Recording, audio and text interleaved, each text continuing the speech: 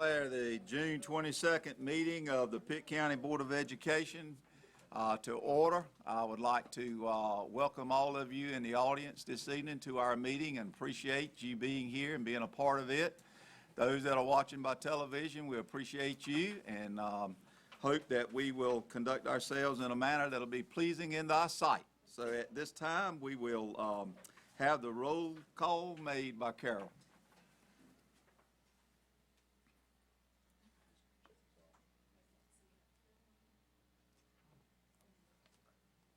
You through? Okay. Pledge of Allegiance, Brother Walter Gaskins. Pledge allegiance to the flag of the United States of America and to the republic for which it stands, one nation, under God, indivisible, with liberty and justice for all. Thank you. At this time, we'll have our moment of silence. I would just like for us to remember two or three things. First of all, as the summer approaches, we want to make sure that we remember to keep those that are out and about during the summer, their safety, and make sure that wherever they go for vacations and those kinds of things, they do it in a safe manner. And also, I think we'd be remiss if we did not remember also what had been going on down in South Carolina this past week with that tragedy down there with the church and those individuals that were mercilessly slain, and keep them in our prayers and our thoughts as well. Let's have a moment of silence.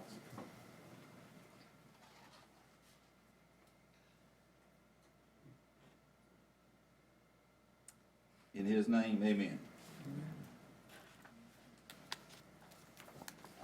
Under routine business, adjustments to the agenda. Mr. Chairman, I'd like to make a motion for a closed session agenda item at the conclusion of the meeting to be labeled item number 11, and therefore the adjournment to become item number 12. Okay, got a motion. Is there a second? Second. Got a motion and a second. Discussion. Seeing none, all in favor say aye. Aye. All opposed, no. The ayes have it. Motion passes. Spotlight on teaching and learning. Brock. Good evening, everybody. Hope you all are doing well. It's my pleasure tonight to bring to you another group of state champions from our district, from Pitt County Schools. These from D.H. Conley High School. I'm going to introduce Coach Wayne Deans, and as I bring up and ask Coach Deans to come forward, I'm going to tell you really quickly. I was just telling someone in the hallway, I used to work for a newspaper, and I covered sports here locally, and I got to cover some of Coach Deans' games when he was early in his tenure there at D.H. Conley, and I was just complimenting him on how you have just seen that program progress, and he has just built them into a juggernaut. And I know he won't say it because he's humble, but they've done such an excellent job with softball out there, and of course, a lot of credit goes to the players as well, but I'm going to let him talk to you a little bit about them and their recent accomplishment. So, Coach Dean. Sure. First of all, thank you, Board of Education members, for inviting us to come here. Dr. Linker, thank you also for being a part of allowing us to come and speak and to recognize the achievement of these young ladies sitting in the audience, who I'll call up here in just a moment. And I'll keep it very brief because I know everyone wants to get this meeting going and get back home. It's been a pretty hot day today, so we'll keep it very short and sweet. We were very fortunate to win the state championship, and the good thing about it is we lost first game of a 3-game series and fought back and won 2 straight on Saturday in maybe not quite as hot of a temperature as it has been the last few days, but definitely it was a warm Saturday in Raleigh, and these young ladies worked very hard to earn the state championship. And the interesting thing I discovered is that it's been 14 years since a team from Eastern North Carolina has won the 4A softball state championship. So that's a testament to the hard work of these young ladies and the coaching staff. So if it's okay with you, I'd like to very quickly call these young ladies up to be recognized for their achievements. Absolutely, Coach. And we'll start off with our seniors that are present here, Madison Maloney and Rachel Widener. Okay. Mr. Chairman, how about let them come around so that we'll know who's who when they come around? When they get Okay, there? get your certificate and then we'll let y'all walk around a little bit, okay? Just stop right along there and get around. Don't get too far gone because we won't have a picture taken. Okay? Here you go, Madison. Just two. They're in alphabetical order by first name, Coach. Okay, well, it is, It's by batting average. okay. There you go. Our juniors that are present here, Jessica Schrock, Maddie Setzer, and Cameron Rochester.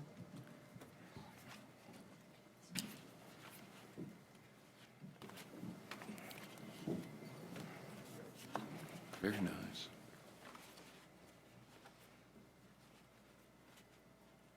Let's see, sorry.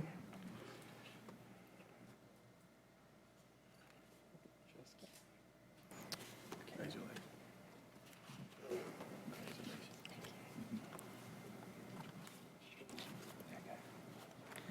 I'd like to recognize our sophomores, Kara Davis, Brianna Hardy, sorry, Emily Kirby, Autumn Dyson, and McKenna Mateus.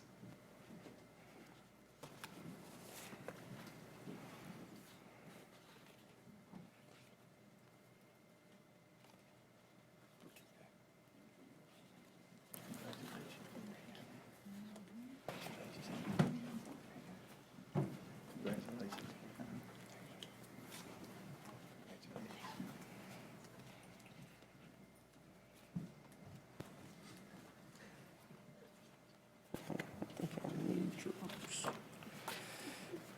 Yeah.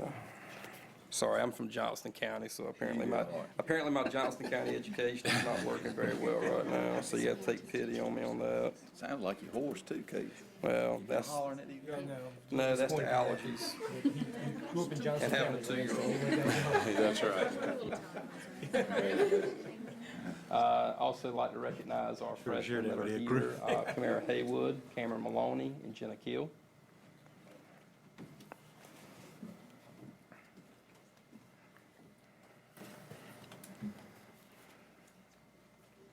Sure it's Cameron. We also have present with us one of our managers that was with us this season, Faithful Cotton.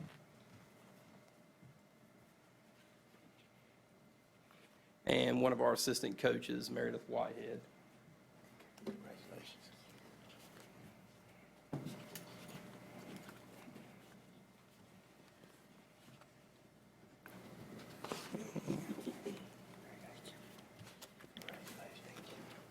Sorry for the holdup on handing out certificates, but we really do appreciate you allowing us to be here. And like I said, all the credit goes to those young ladies and standing behind you.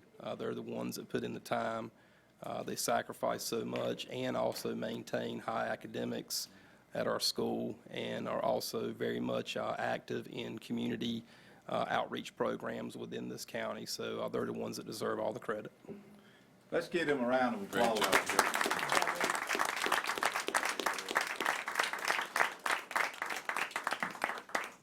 Coach, I just want to say, y'all stop right there just a minute because I'm going to get in that picture. I don't get to be chairman many times. I don't get in this picture with y'all. I do want to say on behalf of Pitt County Schools and our Board of Education how proud we are of all of you, Coach, and the coaching staff, the managers right on down, all of these beautiful young ladies who represent our school system so well, and he represented D.H. Conley so well. I heard nothing but tremendous things about your ambassadorship while you were out there on the softball field as well. So we're very, very proud of you. Thank you for what you've done. And these are just a small token of our appreciation on a job extremely well done, okay?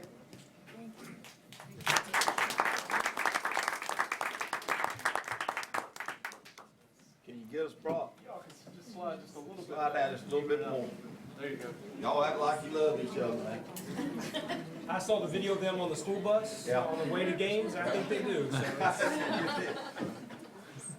good. I didn't get a chance. Me.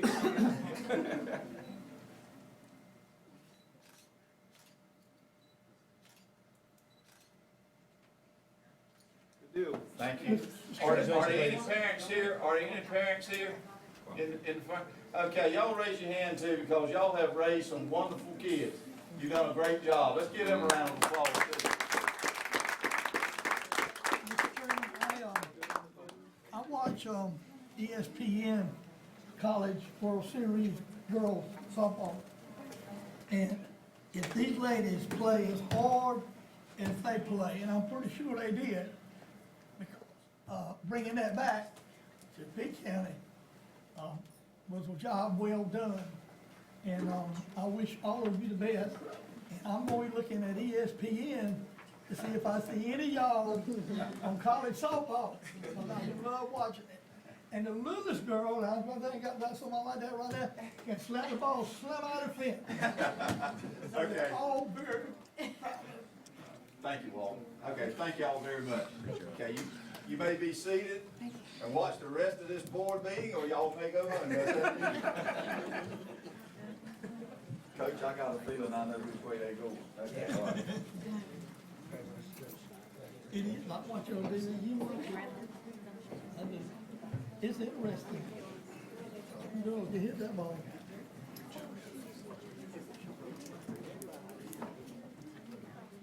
Okay, at this point in our meeting, we are at our public expression, and we do have one individual that has signed up, and that is Robert A. Beeman for unequal education among Pitt County high schools. Mr. Beeman, you have 3 minutes once you start speaking. Thank you. Good evening. It's a pleasure to be here. I have to admit that I was invited to be here by Mr. Witchard. I recently wrote a little letter to the editor in the paper, and I think I sparked or touched some nerves, and it was kind of meant to do that. I really feel, based on what I've seen, I am a parent of a Farmville High School children. I have a child that's still in high school. She's a freshman, but she does not attend the public schools. And because of what I have seen through my first two, she no longer, or will, unless there are some changes done. The inequality in the quality of education that's being delivered amongst the high schools is almost criminal. There are schools that have no special programs whatsoever for education, for academics, and then there are schools that have an abundance of them overflowing. And that is wonderful that those schools can have those programs and that they're overflowing and wonderful for those students. But I believe as a parent and as an adult looking over these children that every single one of them, no matter where they live and what school they go to, should have the same equal education, the same opportunities. Mr. Witchard asked me to come here today and deliver my model of what I thought should be done to change. My model is very simple. It's called equality. It's called fair. It's called take the number of students you have in Pitt County, divide it by the number of teachers you have, and spread them amongst the schools. Every program that is given to Rose High or used at Rose High or D.H. Conley or the larger schools should be able to equally be divided amongst the other schools. I asked Mr. Witchard, and I know these numbers may not be exact, that how many AP classes are offered at Rose High? He said approximately 30. I said, how many are offered at Farmville Central High School? He said 7. Farmville Central High School has approximately 800 students currently. Rose High has approximately 1,200, a little bit more maybe. That's about a third more, but yet they have 4 times the amount of AP classes. That's unacceptable. I see my time is running out, so I want to go ahead and have you look at your Inspire. I handed a handout book. This is put out by your school itself. If you read this, this reads as a catalog for Farmville Central High School that my student will attend a wonderful technical school. They may even make it into Lenore Community College and be a contractor or a laborer. If you read what's written about Rose High School, you'll find out that they can go on to Harvard. That's your words. Thank you, Mr. Bean.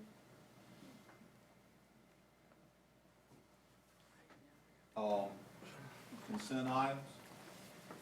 Mr. Chairman, I make the motion that we approve. Okay, got a motion that we approve consent items. Is there a second? Second. Got a motion and a second. Discussion. Seeing none, all in favor say aye. Aye. All opposed, no. The ayes have it, the motion passes. New business, EPS committee update. Caroline's not here. Cheryl, are you gonna kind of lead that discussion for us, okay? I will. Good evening. Good evening. Nice to be here. Let me go ahead and start with, before I get to the EPS meeting, at your seats, you should have the Pitt County Schools Climate Survey.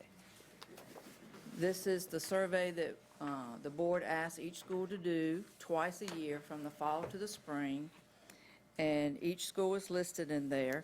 They survey 4 groups of stakeholders: parents, students, certified staff, and classified staff.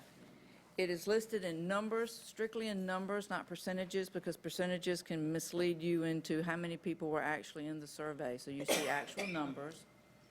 The schools pick, for the most part, the questions that's in there. There are a few that's requested by the board, and so those are listed. And it's for you to be able to look at your leisure. If you have any questions, let me know. And just to kind of let us gauge the climate of individual schools throughout the county. So this is our report back for the year. Okay. And then at the EPS Board Committee meeting, it was held on June the 15th. All members were present. They approved the minutes from May the 18th. We had a brief discussion about the North Carolina Standard Course of Study, in particular Common Core and the Standards Commission that are looking at the standards. It was real brief. There's some reports that's been coming out. It's still in review, so we just had a brief discussion about where that was. We then moved into the district strategic plan. So at your seats, you will have this little booklet. And it is the districts, it's the Pitt County Schools Strategic Plan. On the first page, you will see the executive summary. And you'll see the vision, mission, and motto listed at the top, which was approved by the board. You'll see the Pitt County Schools goals that were approved by the board, and those are directly in line with the North Carolina State Board's goals. You'll see the objectives listed to the right of those, and those are in line with the North Carolina State Board. Once you turn the page, you get into the action steps for the school system, which is done by, created by staff and schools. And so it is the action steps that we take to deliver on the goals and the objectives. And so we went through that in pretty good detail at the board committee meeting. If you have any questions, again, as you look at this or you want to see something, it is on the website for public view. So if anybody from the public has any questions about that, they can contact the EPS department. So that's a strategic plan. We also had Dr. Jackson come in to discuss a human resources policy, so I'm going to turn that over to her briefly so she can touch on what that discussion was about. And I will do that. Before you Yes, sit down, while you mentioned those 2 things, does any board member have anything they would like to ask Cheryl concerning the climate survey or the strategic plan? Okay. All right. Thank you, Cheryl. Good evening, everyone. Good evening. At the EPS meeting, due to the fact of timing, we were asked to be put on the EPS committee meeting for June 15th because in anticipation of some changes. And when the discussion was about classified personnel reduction in force, and it centered around our teacher assistants, at that point in time, the House budget was out at that point for $24.8 million being put into their budget proposal.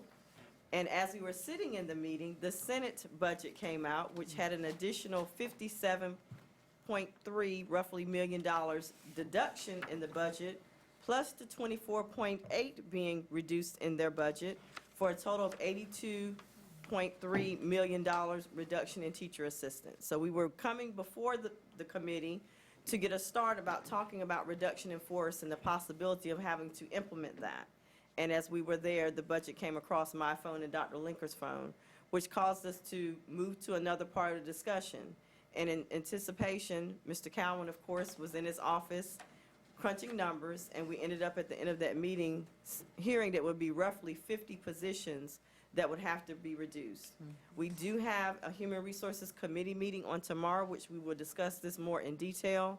So I would invite all of you that can to come to that meeting so we can discuss what the outlook looks like for Pitt County Schools. This is a very serious situation because we do know that our teacher assistants support our teachers and our students in the classroom. And this is looking at our state allotment, so it would be a big reduction for us because at this point in time, we have 8 vacancies in teacher assistants. And the reduction would look at possibly 50 positions. So we really do need to talk about our plan of action that would need to be presented going forth. So that is what I wanted to bring to you today that we discussed on the 15th, and we will be discussing in more detail tomorrow at 4 o'clock at our Human Resources Committee meeting. Are there any questions? Any questions for Dr. Jackson?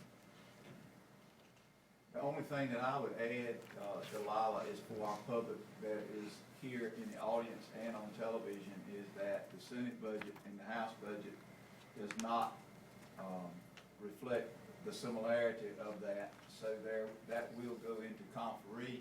Correct. And because of that, if there, it would be very advantageous for those of our citizens that will make telephone calls and texts and emails and those kinds of things and let them know our concern about those teacher assistants because they are vital positions for Pitt County schools and our students and our children. And we agree, and we want to, as we know, last year it was August before we really found out if we're going to have the amount of teacher assistants or not in our buildings, which kept a lot of people on edge. So I would encourage people to voice their opinions because this is livelihood for our district and for our students. But we do need to have a plan. Ms. Williams? Yes, and also we discussed also in subcommittee meeting, Ms. Mildred and I also had a chance to go to Raleigh the following day, and they were in appropriations committee meeting at the legislatures, and we were able to discuss and address our concerns about the loss of those 50 positions and how it would affect us overall as a county, how it would affect our students, and the fact of the safety issues that it will address our students as a whole and our district as a whole. So just like Ben just said, it would be very helpful to us for you to send an email, send a text, make a phone call on behalf of those teachers' assistants and on behalf of our students of Pitt County. Anything you can do, we would greatly appreciate it. And this is the first time that we've had such a possibility of magnitude of loss of jobs. We've been able to absorb positions for the last couple of years, but in this budget that was being presented, there would be even more cuts for the 16-17 school year in the same line item. So it's very crucial that we look at this from a 2-year window to have a plan, because we would want to save as many jobs as we possibly could, but we have to anticipate and not wait till the last minute to let employees know if something is going to change. Yep. So we need to make sure that we're voicing our opinion on that. Mr. Gaskins? I'm a little concerned about the teacher assistants and stuff, and I have put in phone calls to Lewis Pate, Cook, Tillman, guy from Onslow County, a few of the people that I was told that made some decisions, and asked them, none of them have called me back yet to express my concerns about loss of teacher assistants, because they need teacher assistants with small children, they do. It's kindergarten, first grade, second grade, they need teacher assistants in those positions. And a few other things that I have concerned about. So, call them, I hope to see if they return your phone call. There you go. Thank you, Walter. Any other discussion? Okay, thank you, Delilah. Thank you. Thank you, Dr. Jackson. By the way, stand up there just one more minute, Delilah, while you up there. Now, I understand when I first came in here, I didn't know exactly when, I think everybody knows now that Dr. Jackson will be the new superintendent, is the new superintendent of Washington County Schools, and her first day is July 20th. July the 20th, and we certainly, you know, we said this last month, but we're certainly going to miss you, Delilah. You've done a tremendous job for us. We appreciate all of your blood, sweat, toil, and tears that you have provided to Pitt County Schools, and you will definitely be missed. And I guess this is your last official serving in this capacity for Pitt County Schools at our board meeting. So we That do is need to correct. acknowledge that, and let's give her a round of applause. Thank you.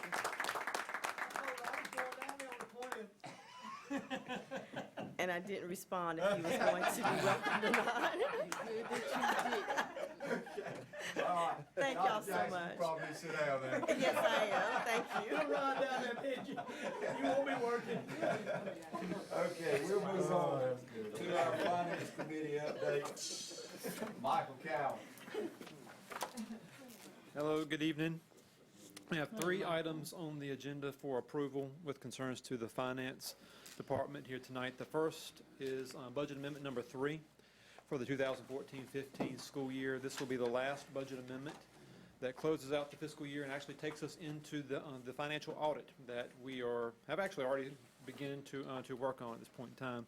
You have in front of you the handout for Budget Amendment Number 3. If you turn to the second page of that handout, I'll walk through the budget amendment to close out the year. Per Budget Amendment Number 3, the total budget stands at approximately $234.3 million, which is an increase of $681,000 or 0.29% from Budget Amendment Number 2. Budget Amendment Number 3 includes an increase of approximately $16,000 in state allotments, another $3,200 in our special revenue account, as well as approximately $662,000 in federal dollars. And you can see that makes up the largest component of the increase, and I'll talk about that here in a moment. Looking at Number 3, if you look at that, instructional services make up $172.6 million of our overall budget, going 73% going directly into the classroom, and even $25 million of the $37.2 dedicated to support services is dedicated to transportation services, custodians, as well as our facility operations. Salaries and benefits make up the vast majority of our budget. We're leveraged highly on the use of human resources, coming in at 82.61% of the total budget for the year of our operating budget, state, local, and federal funds. If you turn to the next page, I'll walk through the changes in the budget from Budget Amendment Number 2.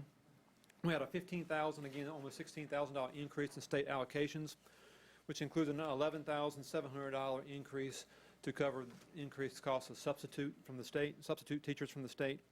We received another $2,100 in fines and forfeitures, which we are dedicated by law to receive to support technology expenditures within the county.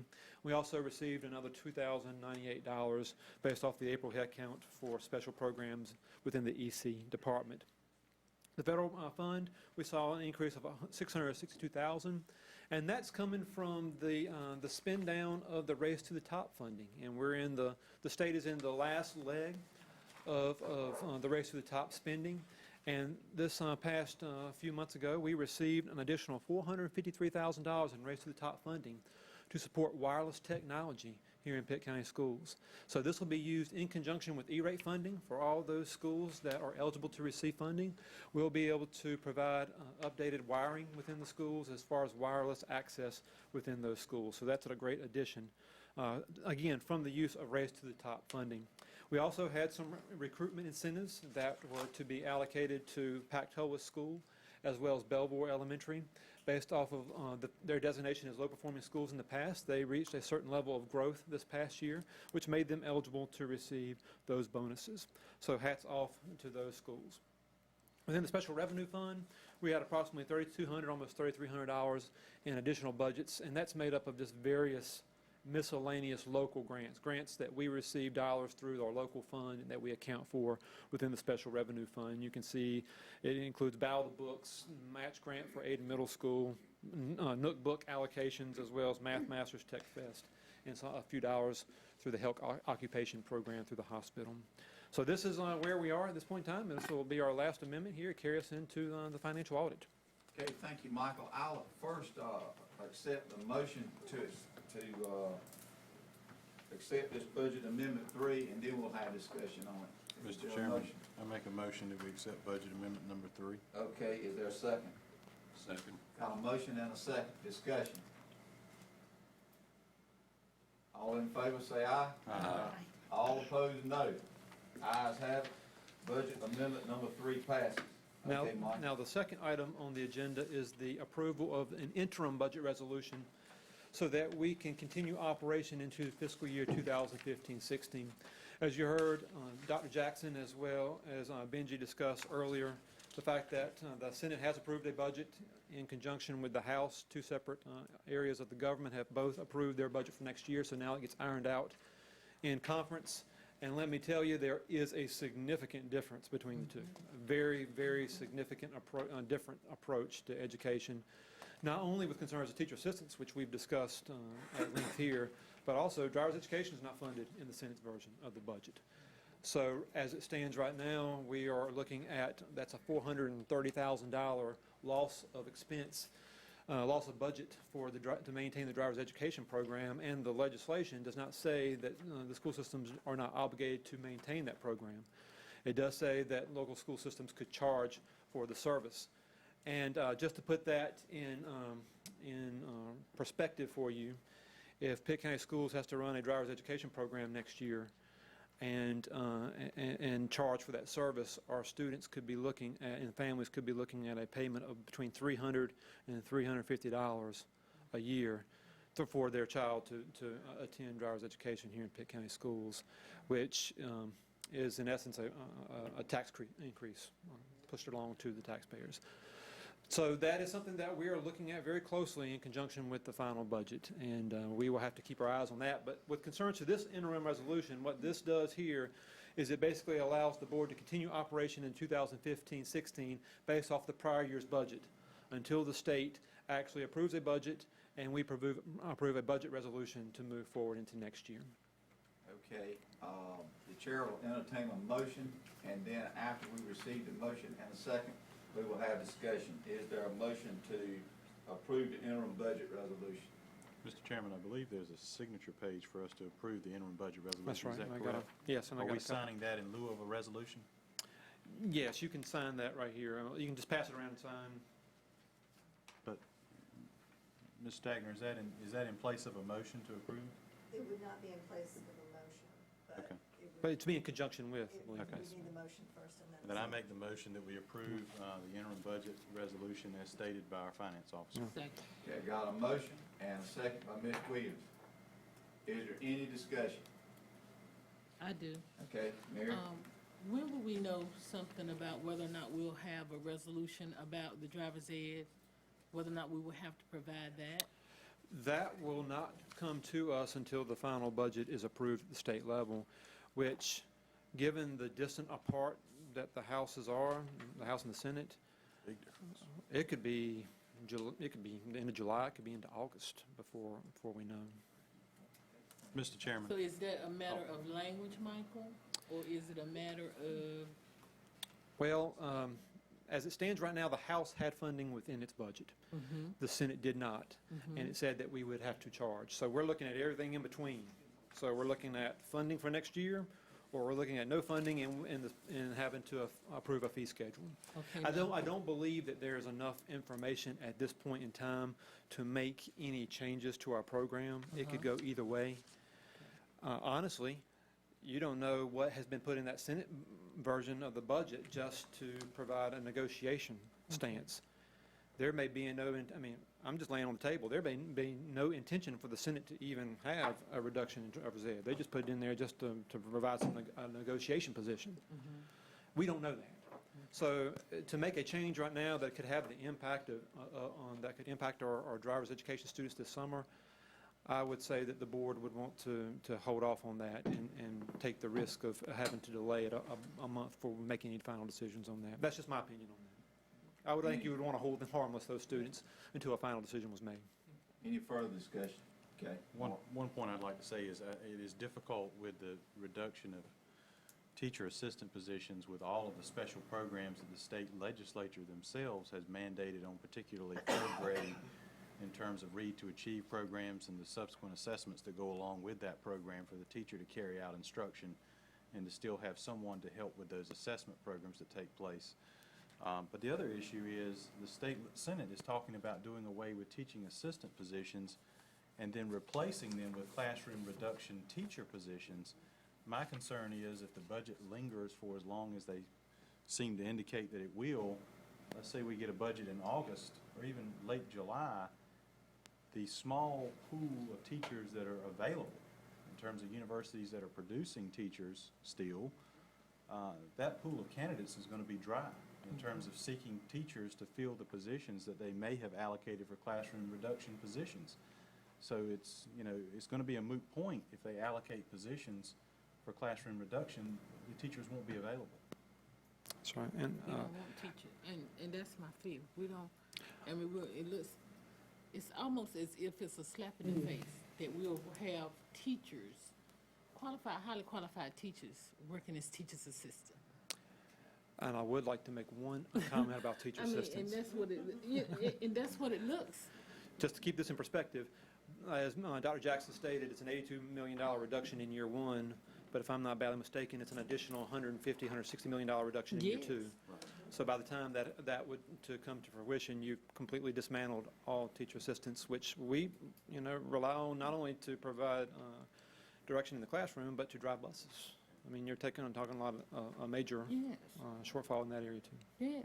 I think one legislator put it that it would be the largest layoff in state history History. by the reduction of teaching assistant positions would number in the numerous terrible. thousands of positions. 7,500, I think. Yeah, it was around 75 to 8,000. Yeah. Any further discussions before we vote? Everybody understands what we're voting for now? The motion is that we approve the interim budget resolution. Yes. All in favor say aye. Aye. All opposed, no. Ayes have it, motion passes. Now, the final item for approval would be to move forward with the audit. The Local Government Commission requires that school boards basically have a full understanding or a good understanding of what the audit process will entail, so that basically it comes through a motion for the board to approve that process. And I've got this lined out for you on a page. It's called North Carolina Local Government Commission Audit Contract. And I'd like to read this to you so that you have an understanding of what we will be, what at least the Finance Department will be dealing with the next couple of months. The North Carolina Local Government Commission Audit Contract outlines the following understanding with the concerns to the 14-15 financial audit. The audit for 2014-15 will be performed by Carr, Riggs & Ingram. The auditor shall audit all financial statements and disclosures required by generally accepted accounting standards, which is GAAP. The auditor shall conduct the audit and render a report in accordance with generally accepted auditing standards. The auditor shall perform the audit in accordance with government auditing standards and perform a single audit of state and federal awards. The audit is completed and is to be completed and due to the LGC by October 31st, 2015. And the auditor will issue an opinion as to whether the financial statements are fairly presented in conformity with generally accepted accounting standards, which is a long, drawn-out way of saying they're going to look at a lot of stuff, make sure we're doing it right. Yep. So I just need approval of that so we can allow them to come into the doors and get running. Okay, members of the board, y'all have heard Michael's comments on the audit contract. The board at this time will entertain a motion. Mr. Chairman, I make a motion that we approve the 14-15 audit contract as presented by our finance officer. A motion and a second by Mary. Is there any discussion? All in favor, let me know by saying aye. Aye. All opposed, no. The ayes have it. All right. The motion passed. Thank you. Thanks, Mike. Okay, we're gonna move on. Let me give a point of information here from our attorney. Do I sign where the chairman is? For the budget resolution, Uh-huh. you're acting as chairman tonight, so I would, will the other board members who are not present be signing this as well, or no? Does everybody else sign it or just? And I hear say, You can sign as I'll just put acting on there. Okay, all right, we'll do that. I just wanna make sure and get my advice from my attorney before well, we move on. and the board policies say that, hit the hammer? that the board, the secretary of the board is the superintendent will sign, as secretary when there's been the vice chair, when something is executed by the chair or the vice chair on behalf of the board. So your policy suggests that both the chair or the vice chair can Okay. authorize something on behalf of the board. All right, unless there's a major objection from the board, we'll move forward. Jig. I said major objection. All right, here we go. All right, operations, Walter and Matt. All right, Matt, go ahead. Good evening. On page 19 of our books, I'm bringing to you what we believe to be the final grant of easement transmission between Pitt County Board of Education and Piedmont Gas. Just a little reminder of what we got. 0.82 acres of land is what they're requesting an easement for. They're willing to offer us $132,000 for that bit of land. We have negotiated with them to get the survey done, which is attached in the back, as well as the language that Ms. Stagner has requested we put in this, as well as the meets and bounds description in here. Again, I have met with our appraiser. He does not feel that this will negatively impact the value of our land out there. And he also said this is a pretty good value for what we're getting, or what they're getting for an easement here. We do still have rights to use the land if we do decide to grant them this easement. So really, if we want to grant them the easement, we can still build road, fence on around this area. So we really will not lose this land. We would just grant them the right to come through there with their gas line. So how would it please the board? Okay, Mr. Chairman, I make a motion that we approve of the gas line easement as presented by Facilities Director Matt Johnson. Second. okay, got a motion by Mark Witcher and a second by Walter Gaskins. Discussion. See, everybody knows what we're voting for. All right. All in favor, let it be known by saying aye. Aye. All opposed, no. The ayes have it. Thank you. Okay, we'll move on then to Board of Education compensation. You should have, each of the board members should have a document in front of you with what we discussed at our last meeting concerning our board education compensation and the proposed way and manner in which we are looking at trying to make some adjustments and changes to it. What we have tried to do, and this is for all our publics, is try to make this as transparent as possible, so that everybody understands and knows and has plenty of time to ring the phones of the board members and anybody else that they would like to while we were pursuing this. At the last meeting, we looked at scenario 1, and I'll be glad to go back over scenario 1 if anybody chooses to, but you do have that information right there at your seat, so unless somebody really wants to discuss that anymore, we won't, because I think all the news media has that too. Scenario 2 is the same thing as scenario 1 with one addition, and that is the out-of-state conferences. And I'll read the out-of-state conference section that scenario 2 would provide if scenario 2 is the one that the board chooses to go with rather than scenario 1. It says the board may wish for board members to attend national out-of-state board conferences on a requested rotating basis in the future based on funding availability, lapsed budgets from the prior year. Board member attendance at such out-of-state conferences shall be approved by and at the discretion of the board chairperson on an annual basis in consultation with the superintendent and the finance department. So there are the two scenarios that we have in front of us. The board will entertain any wishes, any motions at this time that any board members would like to pursue. Mr. Chair, I would move that we approve, and this is the first chance I've really had to look at scenario number 2, but approving scenario number 2 with the following change. That rather than it be at the discretion of the board chairperson, that it be at the discretion of the entire board. It would come before the board. My reason for adding that caveat is this, and I'm certainly open to discussion about it. I would hate to give the appearance of any impropriety should the board chairperson like to go to an out-of-state conference. It would be up to that person to approve or disapprove of themselves going. I'm not sure if that could offer the appropriate public, transparent checks and balances, so that is just a thought that I have. Okay. So is that a motion? Yes, sir. That we go with scenario 2 with the change, and I'm gonna make sure that I get this change correct. We're gonna strike out board chairperson and add the words entire board. Yes, sir. Okay. That is the motion. So, Okay, I got a motion and a second.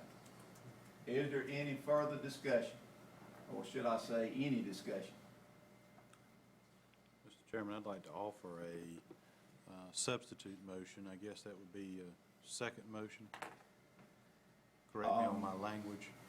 Yeah, you can offer a substitute motion. A substitute motion would be dealt with, and correct me if I'm wrong, but a substitute motion would be handled in basically the same way and manner in which an amendment would be handled. And that is, it is amendable and debatable and requires a majority vote. Mr. Chairman, I'd like to introduce that we support scenario number 1 due to the cost savings to the county. In looking at the amount of travel that has been spent by the board in parity with the amount of travel that teachers and even administrators are allowed in the district, it's way excessive. We cannot afford that as in terms of a district in light of the budget cuts that we've had to undergo. The scenario number 1 does save the district some money, and so therefore that's my reason behind supporting scenario number 1 in its entirety. The School Boards Association provides significant training that's available to board members, and as I've said before, substantial training is available just by walking through the schoolhouse door and sitting down and talking with teachers and from principals and attending to staff development that the district already does, that I think is quite substantial. So I think staying home and saving those monies would be well spent. Okay, substitute motion does require a second. Is there a second? If there's no second, the substitute motion dies. We go back to the original motion. The original motion is that we accept scenario 1 with the, Scenario 2. excuse me, scenario 2, thank you, Sean. Scenario 2 with the amended change down at the bottom, scratching out board chairperson and substituting entire board. We did get a second on that. Is there any further discussion? Bill, Ms. Council? I originally liked the original one, but, that we had, because I didn't understand how we, needed to, change anything, because we definitely need to get, education, but, I could support this part of it, but I like the original one better because it gives opportunity for learning, and we're not the only system in the state, but I just like to be in line with getting education, because there's no way in the world that we can lead if we don't learn anything new, and we have a state Board of Education that does that very well, and it's for the entire state, and it's so embarrassing when we go and not be represented. So I would wish it just stayed as is, because I don't see, adding anything. But if I could go along with just that change, if we're going to do scenario 1 with the 2 there. Is that what I'm understanding? Okay. Thank you. Is there any further discussion? Seeing none, everybody ready to vote?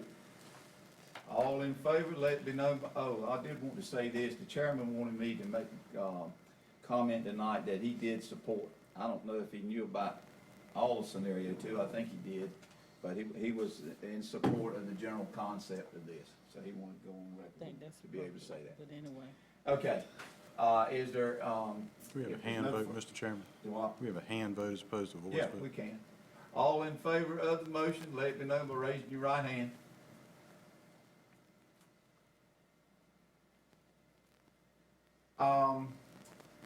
Thank you. That's 4 votes for, all in favor?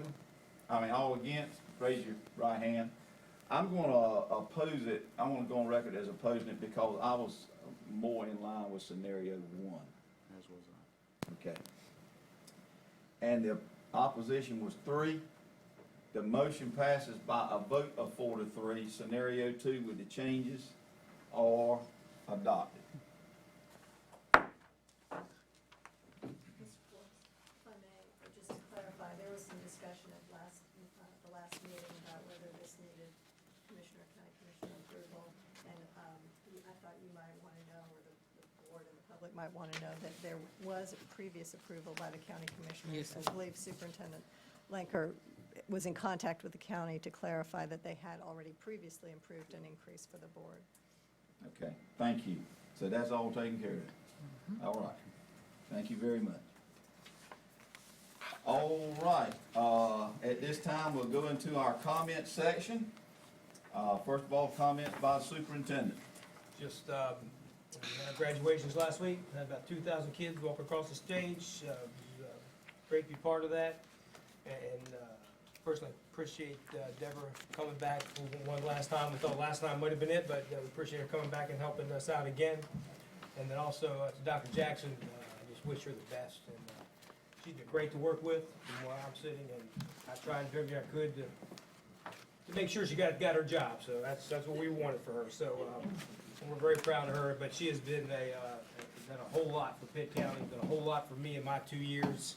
And has made sure I haven't fallen flat on my face numerous times, and we have to still be using her skills. So we're gonna miss you. Thank you, Mr. Chair. Thank you.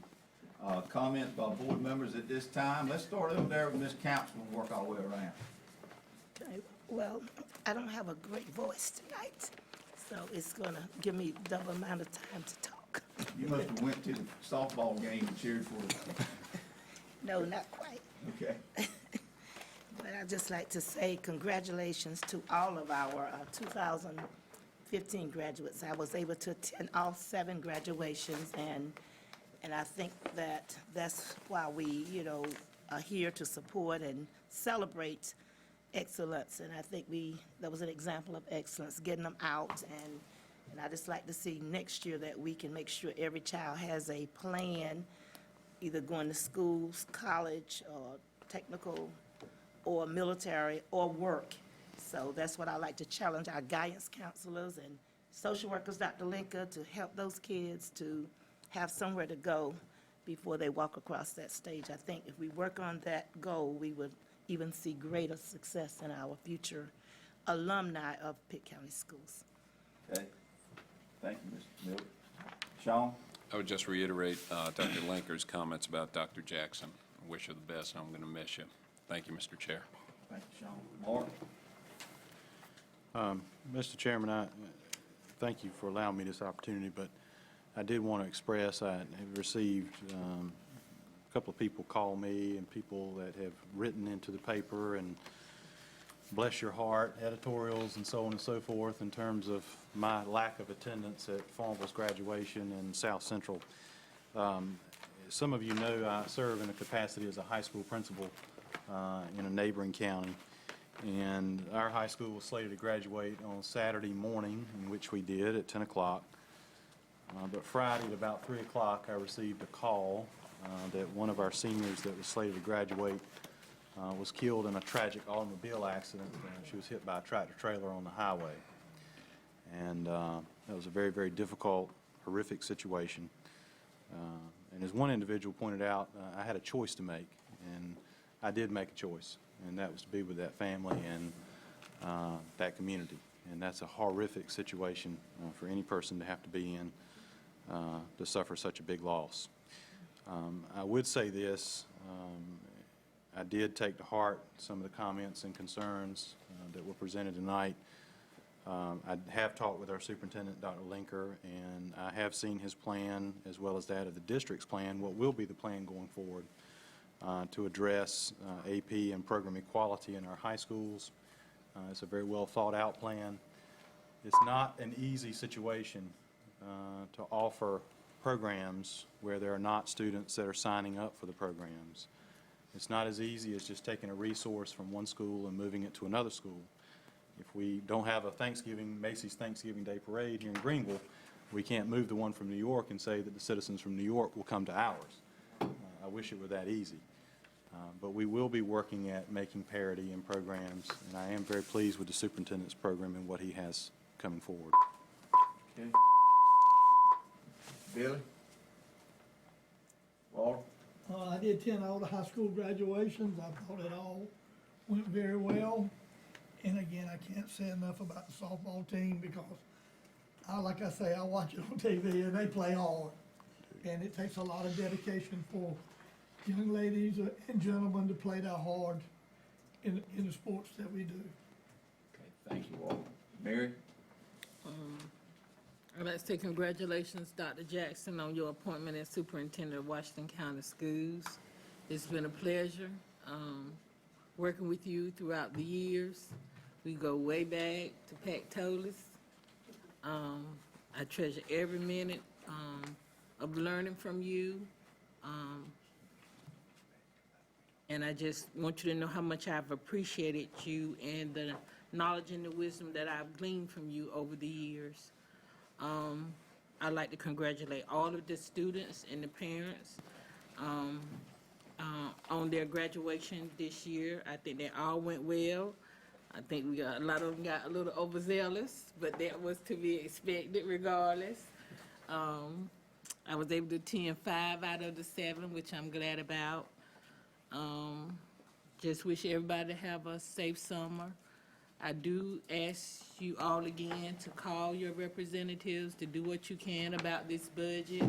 We're still affecting the lives of so many people, and it's the ones that work the hardest and do the best jobs for us that will be affected by this budget.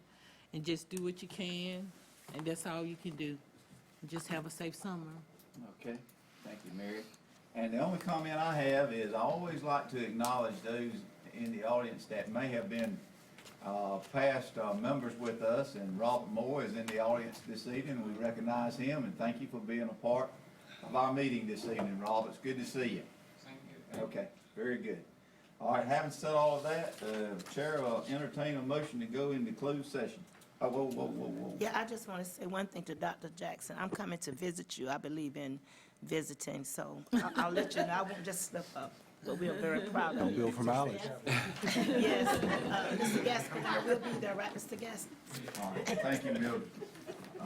Mark? Mr. Chairman, I make a motion that we go into closed session, 1, to prevent the disclosure of privileged information under 115C-402 and 115C-321 of the North Carolina General Statutes and Regulations, and under 20 U.S.C. 1232G, FERPA, of the regulations or laws of the United States, and to consult with our attorney to protect the attorney-client privilege, and to consider the qualifications, competence, performance, condition of appointment of a public officer or employee or prospective public officer or employee, or hear or investigate a complaint, charge, or grievance by or against a public officer or employee as per NC General Statute 143-318.11A6. Second. Okay, I got a motion and a second. Any discussion? All in favor say aye. Aye. Aye. All opposed say no. Ayes have it. We are in closed session.